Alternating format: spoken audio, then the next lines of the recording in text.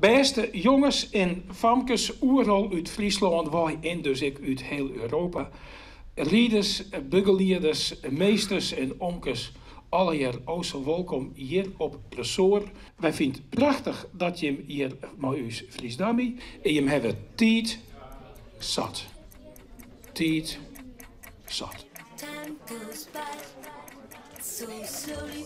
Time goes by so slowly.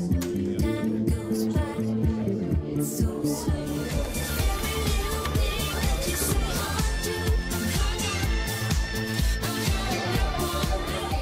We gaan hier dammen. Hij is hier 10 minuten 10 op de klok. We moeten natuurlijk winnen. Wat voor soort dam is dit? Friesdam. Ik vertel je die wel een paar regels. De mooist als sastiest, mooist saslaan. Maar als je hier stiet en hier ik, dan moest ik saslaan. Dus het is een beetje als in een Nederlands dam. Klinkt ingewikkeld. Ja, het is ingewikkeld. Het is het moeilijkste dam ter wereld.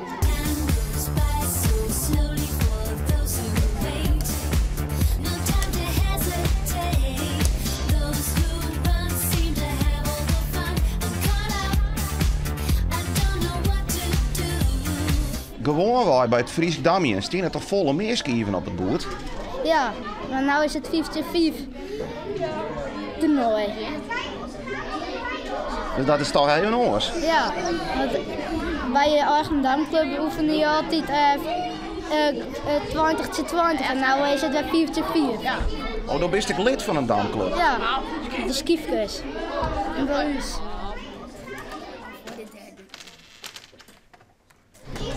Heeft nou nog een bepaalde strategie?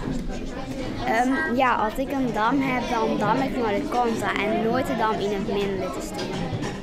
En hoe doe je dat? Ja, eigenlijk wel gewoon hetzelfde, maar die dam. Doe je hem dan mooi om een prijs? Nou, je doet mooi om de leukheid, maar als je wat winnen, zodat het mooi is.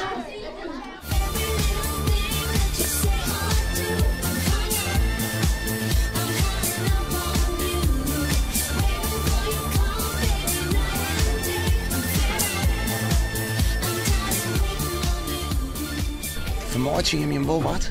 Ja, ik vind het wel leuk. Ja. En doe je hem nou nog mooi om een prijs? Ja. En wij in het seizoen, dus we staan nog in de race.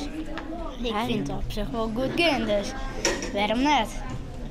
Zot succes, man. Ja, bedankt.